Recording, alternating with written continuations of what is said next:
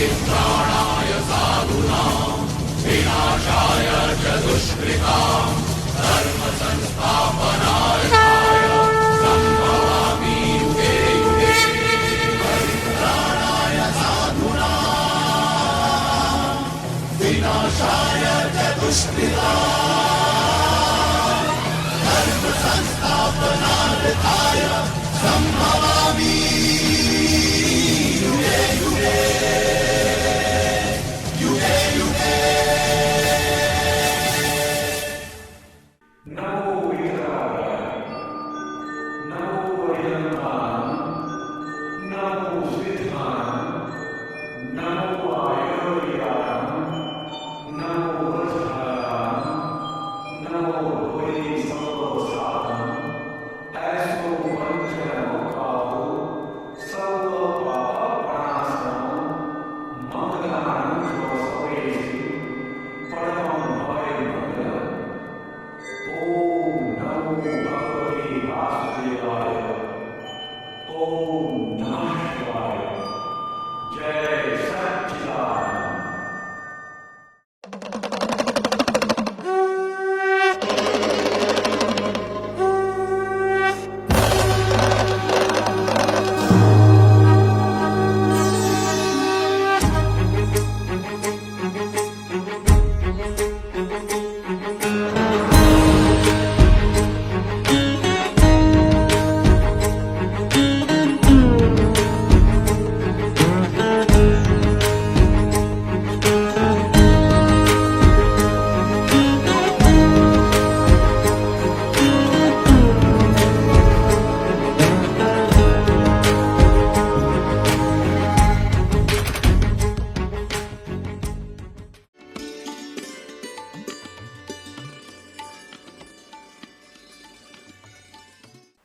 જે ભક્તિ રૂપી ફળ ખાઈ જાય તે મોહનું વૃક્ષ ઉખાડી નાખી દુર્ગુણોનો નાશ કરવામાં સફળ થાય છે।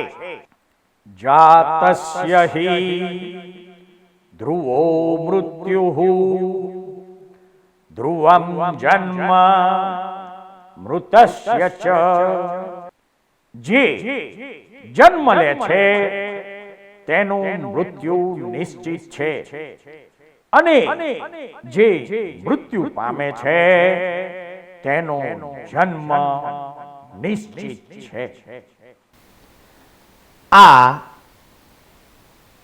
એપિસોડમાં આપણે જંબુ દ્વીપના ભરત ક્ષેત્રના ભારત દેશમાં જન્મેલા પ્રથમ વાસુદેવ, પ્રથમ પ્રતિવાસુદેવ અને પ્રથમ બલરામના જીવન ચરિત્રની સંક્ષિપ્ત ઝાંખી જાણીશું। દક્ષિણ ભારતની ભૂમિ ઉપર પોતનપુર નામે એક નગર હતું જેમાં રીપુપત્રી શત્રુ નામનો રાજા રાજ્ય કરતો હતો। તેને ભદ્રા દેવી નામની એક પટરાણી હતી। આ પટરાણીની કુખે સબલનો જીવ અનુત્તર વિમાનમાંથી ચ્યવીને આવેલ અને તે વખતે બળરામના જન્મને સૂચવનારા 4 મહાસ્વપ્નો ભદ્રા રાણીએ જોયેલ અને સવારમાં રાણીએ રીપુપત્રી શત્રુ રાજાને આ સ્વપ્નો જણાવે અને રાજાએ પોતાના જ્ઞાનને આધારે કહ્યું કે તમે લોકોત્તર બળવાળા બલરામને જન્મ આપશો અને 9 મહિના પછી બાળક જન્મતા રાજાએ તેનું નામ અચલ પાડેલ।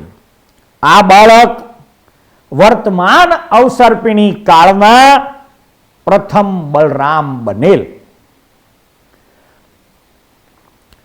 ભદ્રા દેવીએ ત્યાર પછી એક કન્યાને જન્મ આપેલ અને તે કન્યાનું નામ મૃગાવતી રાખવામાં આવ્યું હતું. મૃગાવતી દેવલોકની અપ્સરાઓથી પણ અધિક સુંદર હતી.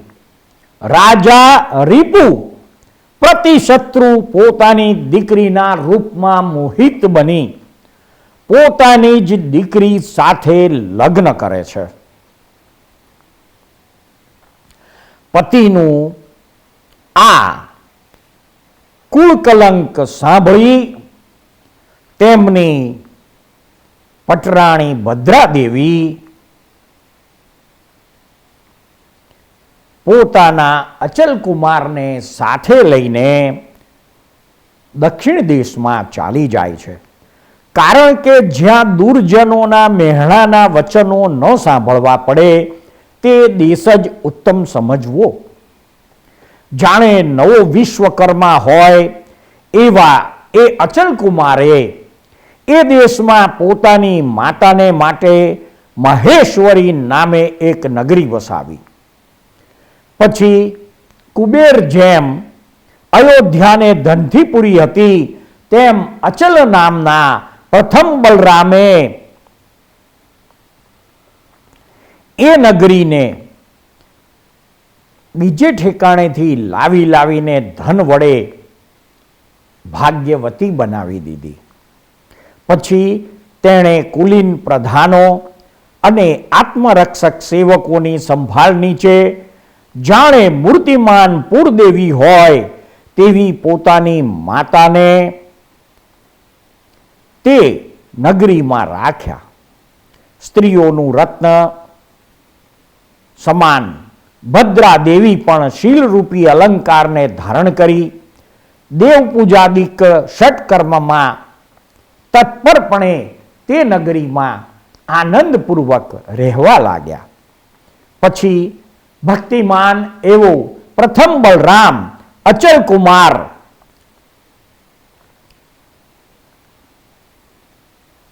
યુવાવસ્થામાં પ્રવેશતા પોતનપુર નગરમાં પોતાના પિતા પાસે આવ્યો. જેવો તેવો પિતા પણ સત્પુરુષોને પૂજ્ય છે. અચલકુમાર પૂર્વ પ્રમાણે જ પિતાની સેવા કરતો રહ્યો. વિદ્વાનો પૂજ્ય પુરુષના ચરિત્રની ચર્ચા કરતા નથી. હવે ચંદ્રને રોહિણીની જેમ રાજાએ મૃગલોચના મૃગાવતીને પટરાણીની પદવીએ સ્થાપન કરી. કેટલો કાળ ગયા પછી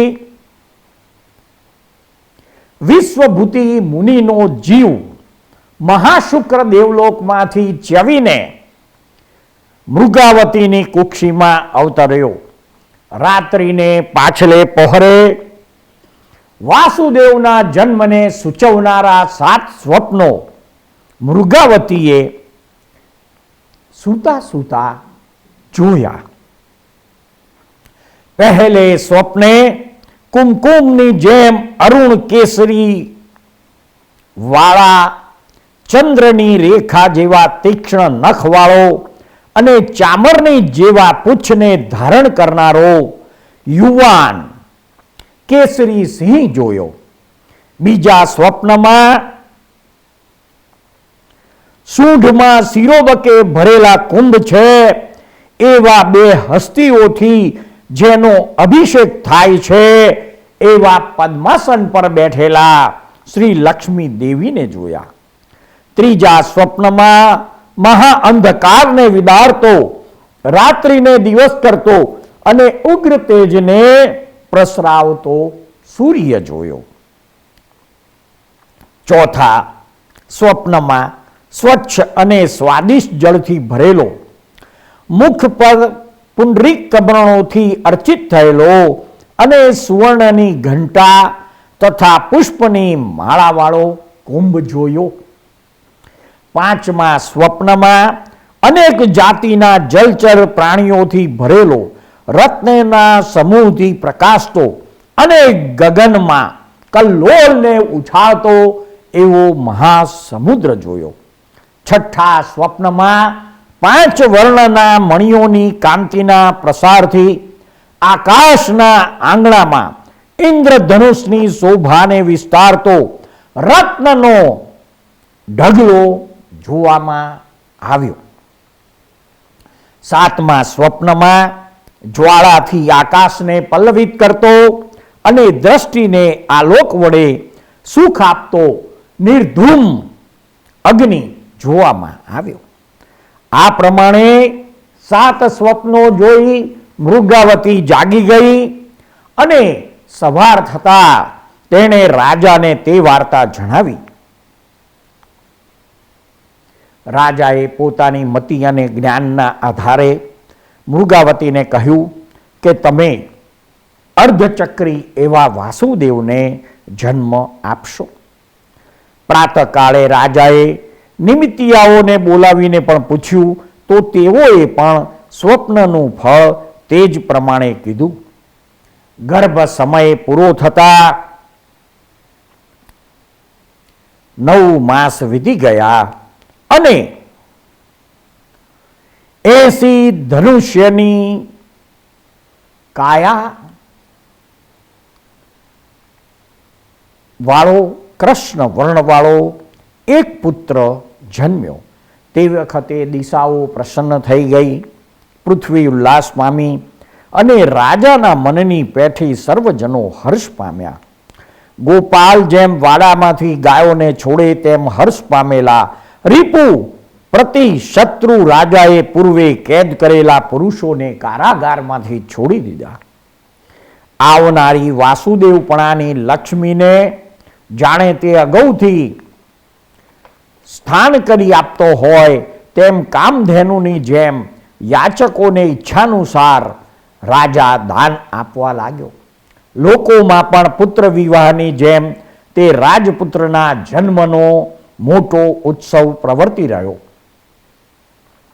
હાથમાં માંગલિક વસ્તુઓ લઈને સૌભાગ્યવતી સ્ત્રીઓ રાજમંદિરમાં આવવા લાગી. ત્યાં ન સમાવવાથી તેમના પરસ્પર સંઘર્ષણ વડે ગામમાં પણ મોટી ભીડ થઈ ગઈ. રાજગૃહની જેમ શહેરમાં પણ ઠેકાણે ઠેકાણે તોરણ બાંધવામાં આવ્યા અને સ્થાને સ્થાને સંગીત પ્રવર્તી રહ્યા. પુત્રના પૃષ્ઠ ઉપર 3 વંશ જોઈને રાજાએ મોટા ઉત્સવથી આ બાળકનું નામ ત્રિપુષ્ટ પાડ્યું. ધાત્રીઓએ લાલન પાલન કરેલો અને અચલ બલદેવની સાથે ક્રીડા કરતો ત્રિપુષ્ટ કુમાર ધીમે ધીમે વૃદ્ધિ પામ્યો. માવતની પછવાડે બાળહસ્તીની જેમ આગળ ચાલતા ચાલતા બલભદ્રની પછવાડે પગના ઘૂઘરા વગાડતો એ ત્રિપુષ્ટ કુમાર ક્રીડા કરવા લાગ્યો. યોગ્ય વય થતા દર્પણ જેમ પ્રતિબિંબને ગ્રહણ કરે તેમ એ મહાપ્રાજ્ઞ કુમારે ઉપાધ્યાયને સાક્ષીભૂત કરી લીલા માત્રમાં સર્વ કળાઓ હસ્તગત કરી લીધી. અનુક્રમે કવચ ધરનાર અને દ્રઢ વૃક્ષ સ્થળવાળા એ મહાભુજ કુમાર જો કે અનુજ હતો તો પણ બલભદ્રનો મિત્ર હોય તેમ દેખાવા લાગ્યો. અંતરરહિત નિત્ય ક્રીડા કરતા એ બંને ભાઈ જાણે મૂર્તિવંત શુક્લ અને કૃષ્ણ પક્ષ હોય તેમ શોભવા લાગ્યા. નીલા અને પીળા વસ્ત્રને ધારણ કરનારા અને તાડ તથા ગરુડના ચિહ્નવાળા તે બંને ભાઈ જાણે સુવર્ણગીરી તથા અંજનગીરી હોય તેવા શોભતા હતા. તે બલદેવ અને વાસુદેવ ક્રીડાથી ચાલતા તો પણ તેઓના ચરણ ન્યાસથી વજ્રપાતની જેમ પૃથ્વી કંપાયમાન થતી હતી. પુરુષોમાં ગજેન્દ્ર સમાન તે બંને ભાઈ હાથી ઉપર ચડતા ત્યારે તે પ્રૌઢ હાથીઓ પણ કુંભ સ્થળ ઉપર તેમના હસ્તતળનું આસ્ફાલન સહન કરી શકતા નહીં. ક્રીડા કરતા તેઓ પોતાની પ્રચંડ ભુજાએ જ્યારે પર્વતના શિખર પર આઘાત કરતા ત્યારે તે મોટા પર્વતના શિખરો પણ એક રાફડા જેવા થઈ પડતા. એ બંને કુમાર મોટા દૈત્યાધિકથી પણ ભય પામતા નહીં, તો બીજાની તો શી વાત કરવી. નિર્ભીક એવા પ્રથમ વાસુદેવ ત્રિપુષ્ટ અને અચલ નામના પ્રથમ બળરામ, એ બંને ક્યારેય એકલા રહેતા નહીં, સાથે ને સાથે જ ફરતા, જાણે બે શરીર અને એક જ આત્મા હોય એવો તેમનો પ્રેમ અને બંને વચ્ચે લાગણી હતી. આ તરફ રત્નપુર નગરમાં મયુરગ્રીવ નામે રાજાની, નીલાંજના નામે રાણીની કુક્ષિથી અશ્વગ્રીવ નામે પ્રતુવાસુદેવ ઉત્પન્ન થયો. આ અશ્વગ્રીવ વર્તમાન અવસર્પિણી કાળના જંબુ દ્વીપના ભારત દેશમાં પ્રથમ પ્રતિવાસુદેવ હતા.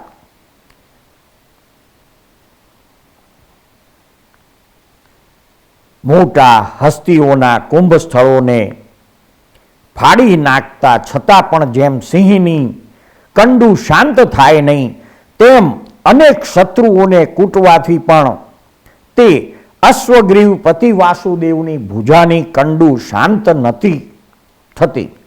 એ મહાબાહુ અને પરાક્રમી વીર રણ સંગ્રામમાં એવો કુતૂહલી હતો કે યુદ્ધ કરતા શત્રુઓથી જેવો પ્રસન્ન થતો તેવો શત્રુઓના નમ્ર થવાથી પ્રસન્ન થતો નહીં. તેનો પ્રતાપ વરુણાસ્ત્રની જેમ શત્રુઓની સ્ત્રીઓના નેત્ર કમળમાંથી અશ્રુજળનું આકર્ષણ કરીને વરસાવતો હતો. આ પ્રતિવાસુદેવ અશ્વગ્રીવ ના હાથમાં દિશાઓના ચક્રને આક્રમણ કરનારું એક ચક્ર હતું, જે શત્રુઓને ઉત્પાત કરનાર બીજો સૂર્ય હોય તેવું જણાવતું હતું. મોટા રાજાઓ હૃદયમાં પેસીને પણ એ પ્રતિવાસુદેવ આપણને વિરોધી જાણી હળે નહીં એવા ભયથી પોતાની અભિવ્યક્તિ ચિંતવી શકતા નહોતા. યોગી પુરુષો જેમ પરમાત્માને ભૂલે નહીં, તેમ સર્વ રાજાઓ કોઈ દિવસ પણ તેને પોતાના હૃદયમાંથી ભૂલી જતા નહોતા.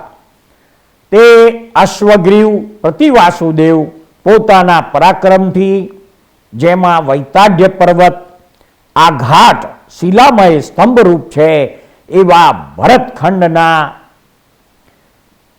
3 ખંડ અર્થાત ભરત ક્ષેત્રના 3 ખંડ આ પ્રતિવાસુદેવે પોતાને સ્વાધીન કરી લીધા.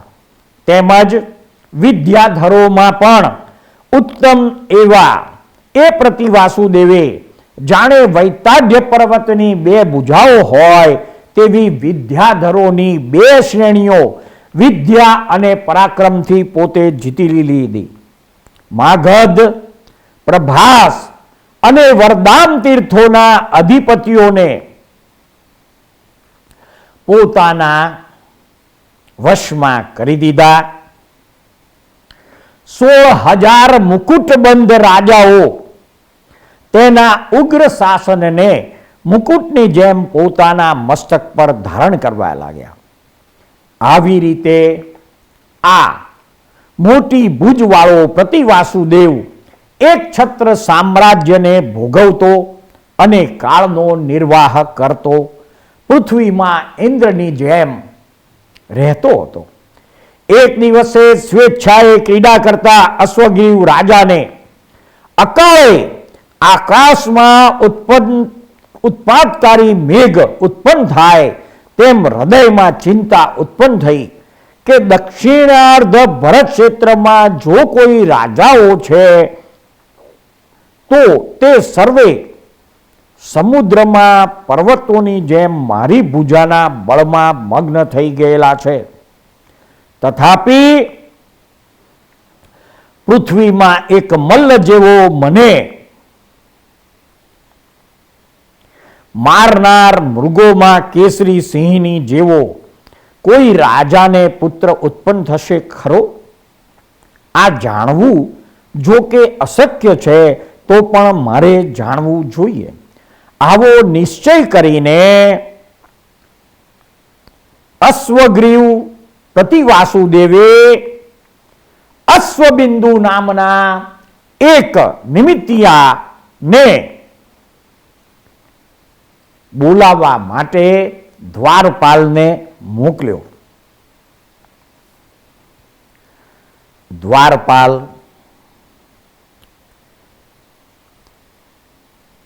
દ્વારપાલે અશ્વગ્રીવ રાજાને નિમિત્તિયાને લઈને આવવાનું કહેતા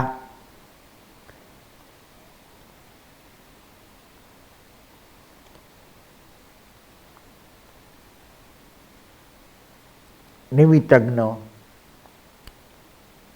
હાજર થયો.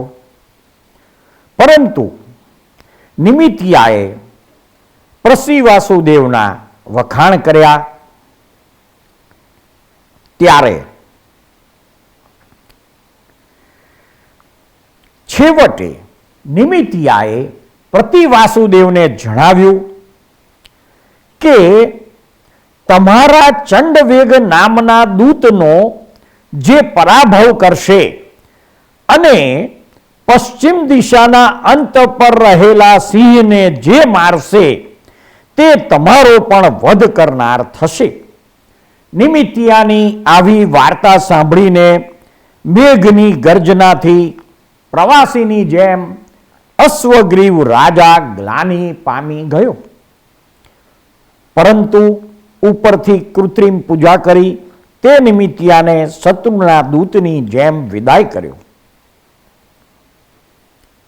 તેવા અવસરે એક યુવાન કેસરી સિંહે પશ્ચિમ દેશને ઉજ્જડ કર્યાના સમાચાર સાંભળ્યા. એટલે રાજાએ તે સિંહના વધ કરનાર પુરુષને જાણવા માટે તે પ્રદેશમાં સાળીના છોડ ઉગાડાવડ્યા અને તે સાળી છોડોની રક્ષા કરવા માટે 16,000 રાજાઓને રહેવાની આજ્ઞા કરી. તે રાજાઓ પોતાના શસ્ત્રાદિ વડે સન્નબદ્ધ થઈ ત્યાં જઈને ગોવાળ જેમ ગાયોની રક્ષા કરે તેમ તે સાળી ક્ષેત્રની રક્ષા કરવા લાગ્યા. એક વખત પ્રતિવાસુદેવ સભામાં આવી પોતાના અમાત્ય, સેનાપતિ અને સામંત વગેરે સભાસદો પ્રત્યે કહેવા લાગ્યો કે મારા સામંત રાજાઓમાં અને સેનાનીઓ વગેરેમાં હાલ અસાધારણ પરાક્રમવાળો કોઈ મહાભુજ કુમાર છે? તેઓએ કહ્યું, હે દેવ, સૂર્યની આગળ કોણ વધારે તેજસ્વી હોય? પવનની પાસે કોણ પરાક્રમી હોય? ગરુડ કરતા કોનો વેગ વધારે હોય? મેરુ પર્વત આગળ કોની ગૌરવતા હોય? અને સમુદ્ર કરતા કોણ વધારે ગંભીર હોય? તેમ મહાપરાક્રમી એવા આપની પાસે કયો પુરુષ વિશેષ પરાક્રમી ગણાય? રાજાએ કહ્યું, આ તમારું વચન એ ખુશામતનું વચન છે, વાસ્તવિક નથી.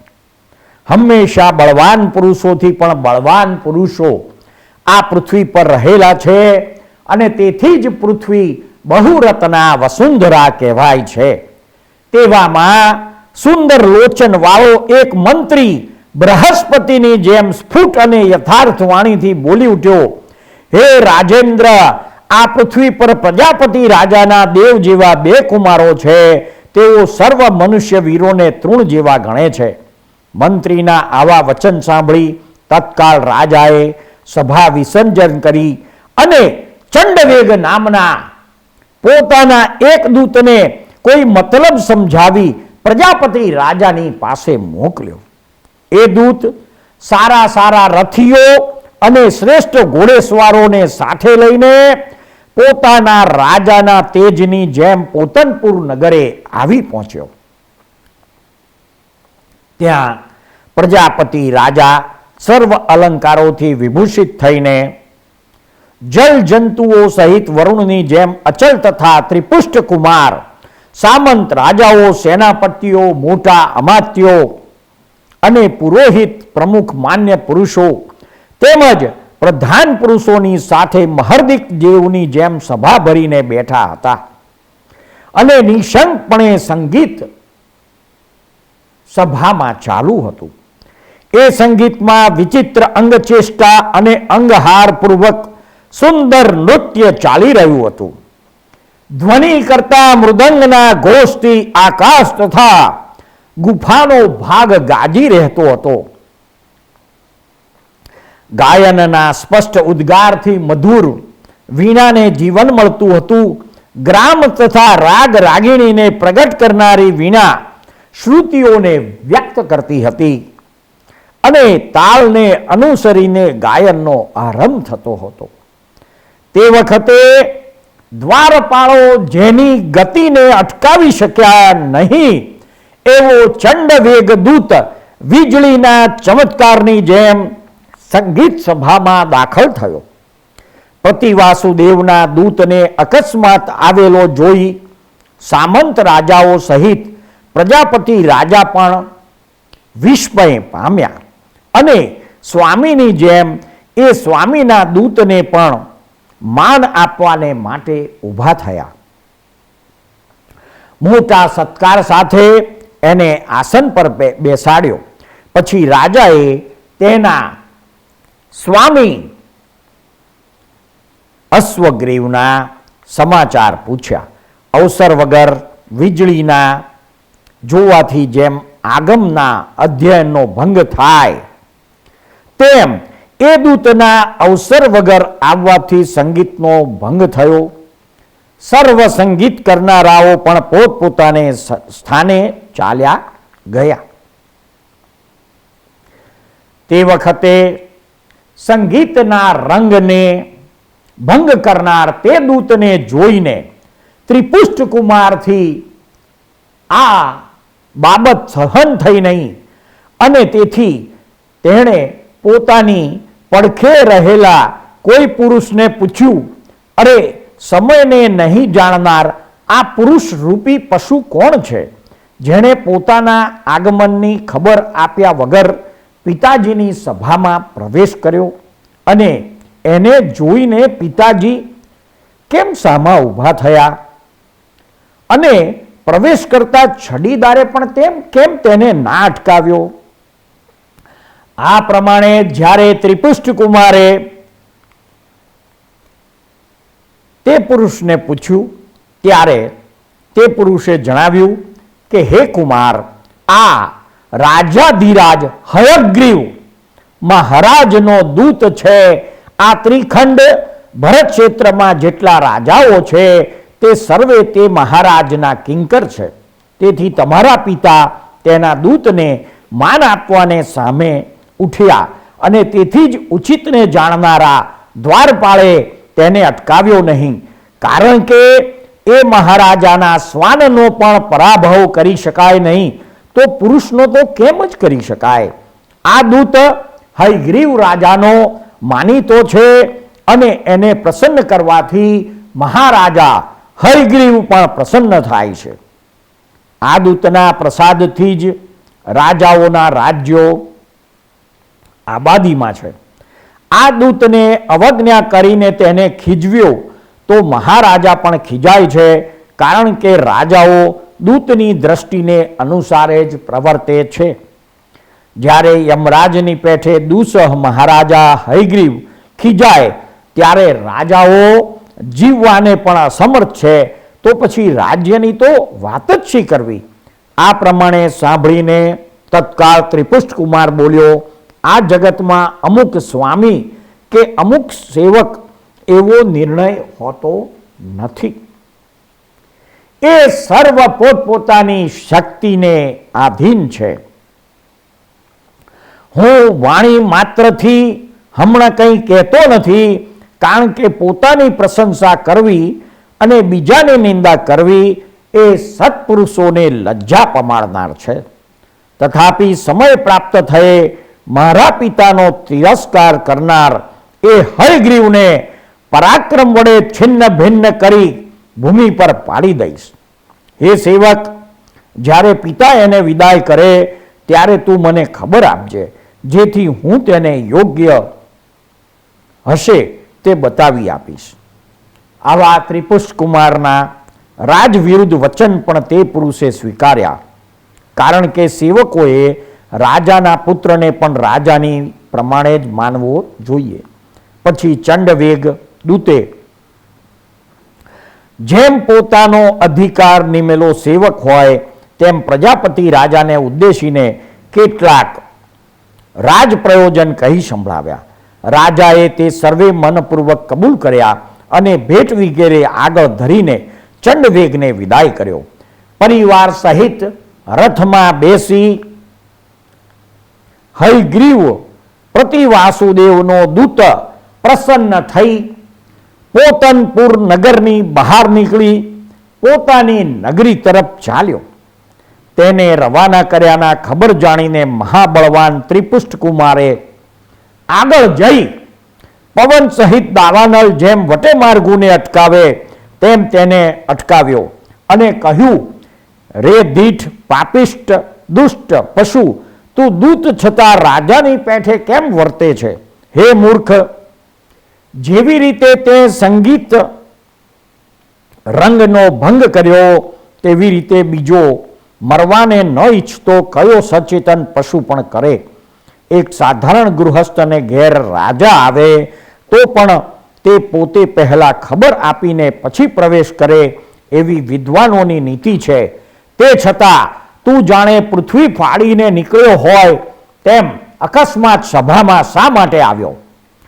જોકે સરળ સ્વભાવવાળા મારા પિતાશ્રીએ તારું અવિનીતપણું છતાં તારો સત્કાર કર્યો, પણ તે ફુગટ કર્યો છે.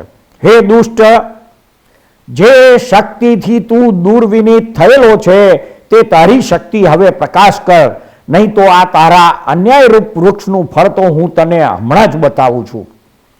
આ પ્રમાણે કહીને ત્રિપુષ્ટ કુમારે મુષ્ટિ ઉગામી અને તેને મારવા જાય છે. તેવામાં સમીપ રહેલા અચુલ કુમારે તેને અટકાવીને કહ્યું, હે કુમાર, બસ કરો. આ નરરૂપી ક્રીડાની ઉપર પ્રહાર કરશો નહીં. આક્રોશ કરનારા પિયાળિયાઓની ઉપર કેસરીસિંહ પ્રહાર કરે નહીં. દૂત કદી અવરું આચરણ કરે તો પણ તે વધ કરવાને યોગ્ય નથી. વળી વિરૂપ બોલનારો પણ બ્રાહ્મણ તેની બ્રાહ્મણ્યતાને લીધે વધ કરવા યોગ્ય નથી. તેથી આ કઠોર પુરુષની ઉપર ક્રોધ ન કરો. સૃષ્ટિના અદ્ભુત રહસ્યો નામાભિધાનથી અલંકૃત થયેલી ધારાવાહિક કથા ના આ એપિસોડને શાંતિથી ધીરજપૂર્વક સાંભળનાર પ્રત્યેક શ્રોતાનો તથા આ એપિસોડ નિહાળનાર પ્રત્યેક દર્શકોનો અમો સાચા અંતસ્કરણપૂર્વક ખૂબ ખૂબ આભાર માનીએ છીએ. જય સચ્ચિદાનંદ.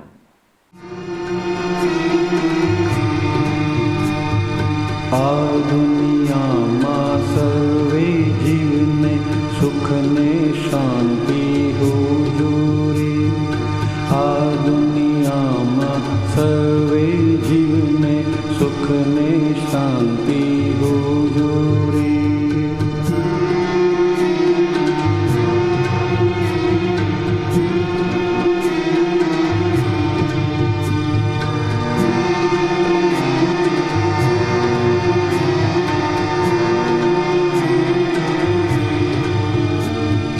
મનથી પણ કોઈ જીવનું બુરો વિચારે ના હોજો રે. મનથી પણ કોઈ જીવનું બુરો વિચારે ના હોજો રે. સામાન્ય ઉપકારક બુદ્ધિ અહિંસક ચિંતવન હોજો રે. સામાન્ય ઉપકારક બુદ્ધિ અહિંસક ચિંતવન હોજો રે. આ દુનિયામાં સર્વે જીવને સુખ ને શાંતિ